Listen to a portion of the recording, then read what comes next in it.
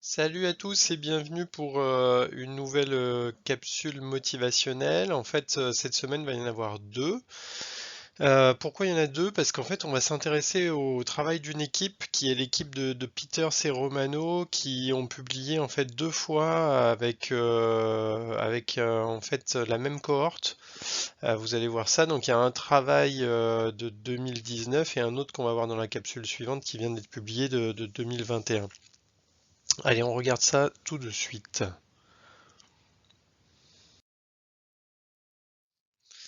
Alors voilà cet essai contrôleur randomisé, comment il se présente. Donc vous avez le flowchart à droite et donc la population, c'était 186 patients avec des troubles anxieux. Alors troubles anxieux spécifiques, c'est-à-dire phobie sociale. Vous irez voir dans l'article comment on les a inclus, sur quelle base, comment ils ont été évalués. L'intervention, donc ce qu'on souhaitait voir en fait, c'est voir l'intérêt de 3 séances d'entretien motivationnel avant que les gens en fait participent à des groupes de thérapie cognitivo-comportementale. Donc ces 3 séances de M, c'était une fois par semaine, 1 heure, et elles se déroulaient en groupe de 6 à 8 personnes.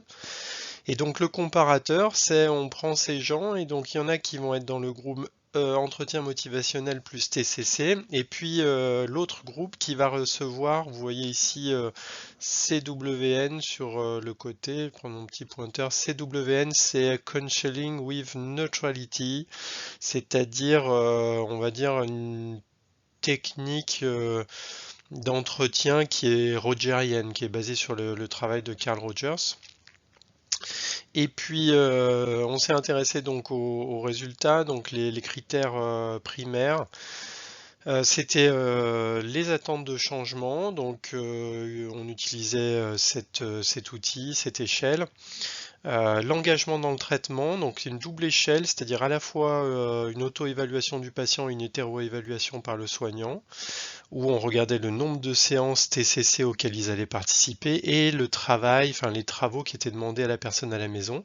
Et puis, autre résultat, autre critère d'évaluation, la sévérité du trouble anxieux, et là aussi, auto-évaluation, hétéro-évaluation avec le Social Interaction Anxiety Scale.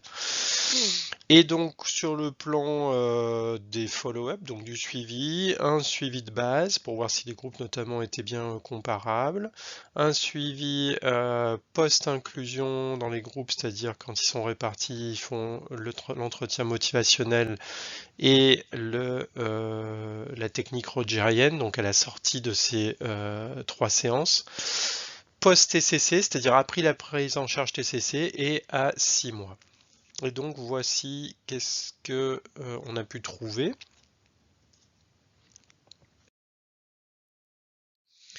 Alors grosso modo, vous avez là le résumé. Il y a une seule différence entre les deux groupes qui est retrouvée, qui est en faveur de l'entretien motivationnel plus des CCC sur la réalisation des exercices à la maison en auto-évaluation par le patient.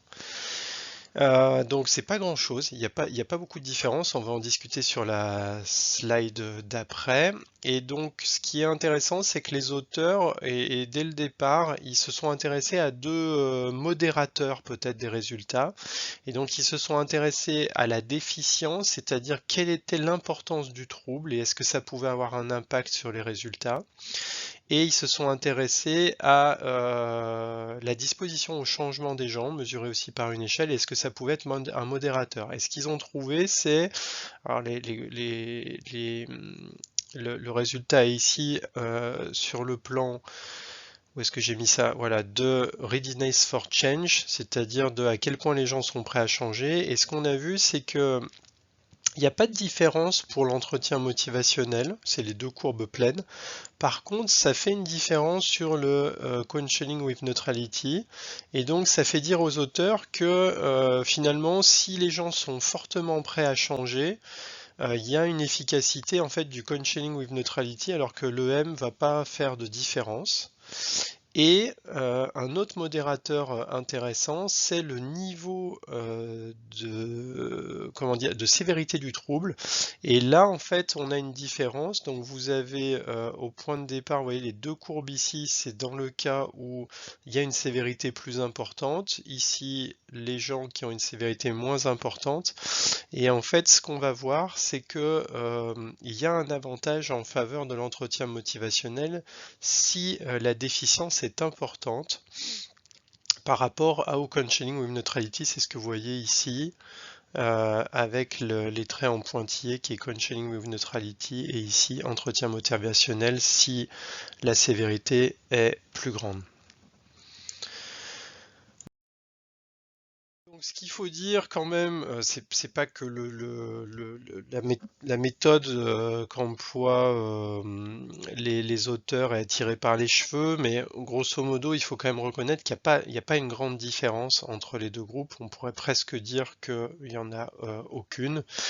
Donc, il faut quand même saluer d'abord le courage pour confronter des approches, parce qu'en fait, quand on lit la littérature, il y a pas mal de groupes qui prennent pas forcément de risques, surtout ceux qui sont un peu impliqués dans les techniques qu'ils évaluent. Donc là, il y a vraiment un intérêt d'essayer, au lieu de comparer EM avec une waiting list, donc avec si vous voulez, une absence de prise en charge, là, on dit on va prendre un groupe contrôle et on va essayer de chercher quelque chose qui ressemble un peu à de l'EM, et c'est pour ça qu'on utilise ce counseling with neutrality dans le groupe contrôle. Il y a aussi une volonté des auteurs de bien regarder si les entretiens correspondent à l'EM, c'est-à-dire s'il y a une fidélité à l'EM. Ils utilisent le MISC et le MIghty, en sachant que le MISC qu'ils utilisent c'est le 2.5, le MIghty ils le décrivent pas, et c'est ce qu'on retrouve un peu dans la colonne. Moi qui suis formé au MIghty, je sais pas trop qu'est-ce qu'ils ont utilisé, c'est pas très clair. Et notamment ça, là, les global ratings, c'est quelque chose qu'on n'utilise plus dans la dernière version du MIghty, enfin c'est pas présenté comme ça, donc j'ai été un peu embêté pour savoir si réellement dans le groupe entretien motivationnel il y avait une fidélité adéquate. Donc peut-être qu'il faudrait un travail à faire, ça serait de repasser les données, se procurer les entretiens et les passer au MIghty à la dernière version. Et donc, ce qui est quand même intéressant, ce qui peut expliquer la proximité des groupes en termes de résultats, c'est qu'on voit qu'il y a certains comportements qui apparaissent aussi dans le groupe Counseling with Neutrality. C'est le cas par exemple de l'empathie, où on retrouve en fait une empathie très importante dans les deux groupes. Donc si on essaye d'être sur l'hypothèse relationnelle, peut-être que l'hypothèse relationnelle est plus importante que l'hypothèse technique dans cet essai. Vous avez vu sur les courbes juste avant que de toute façon c'est très positif, c'est-à-dire les deux groupes s'améliorent fortement dans le temps. Alors évidemment, ce qui a manqué dans cet essai contrôlé, c'est un troisième bras où justement il y aurait que la TCC pour voir si finalement ces 3 heures qu'on fait préalablement, est-ce qu'elles servent à quelque chose. Donc c'est quand même aussi un petit manquement par rapport à ce travail. Un autre truc que j'ai noté, c'est il n'y a pas de formation à l'entretien motivationnel des thérapeutes, c'est-à-dire bien sûr on va vérifier avec des grilles comme le MISC ou le MIghty si il y a une fidélité, mais n'empêche que les gens sont pas formés, donc on peut quand même se poser la question de est-ce que les résultats n'auraient pas été plus forts si les gens étaient formés à l'EM, et en plus en sachant qu'ils font de l'EM de groupe, ils font pas de l'EM individuel. Et quand on sait à quel point c'est technique de faire de l'EM de groupe, on peut aussi se poser quelques questions. Enfin, le dernier point qui est intéressant, et c'est pour ça que j'ai choisi de vous parler de cette étude, c'est comment on positionne l'EM par rapport au TCC, puisque c'est une grande question à l'heure actuelle. Et donc dans ce travail, en fait, ils ont choisi de positionner un peu d'entretien motivationnel préalablement au TCC. Et en fait, il y a d'autres groupes qui ont choisi d'inclure de l'EM directement dans les TCC ou post-TCC. Enfin, c'est assez aussi, ça fait partie des questions à l'heure actuelle qui se posent. Voilà, on se retrouve tout de suite pour la deuxième partie, parce que vous allez voir que ils viennent de publier quelque chose par rapport à cet essai, enfin cette cohorte. À tout de suite.